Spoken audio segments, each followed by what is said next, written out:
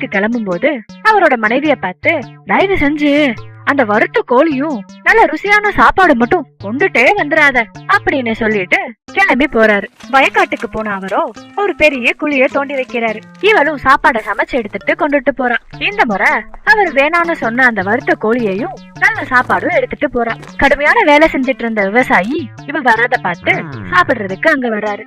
அப்பாடா, இன்னைக்குதான் நமக்கு நல்ல சாப்பாடு அப்படின்னு நினைச்சுக்கிட்டே சாப்பிடவும் ஆரம்பிக்கிறாரு. சாப்பிட்டுக்கிட்டு இருக்கும் போது அவரோட மனைவி கிட்ட, மா பத்திரமா இரு, அந்த பக்கம் ஒரு பெரிய குழி இருக்குது, அங்க மட்டும் போயிடவே போயிடாதன்னு சொல்லுறாரு. இவ சும்மா இருப்பாளா?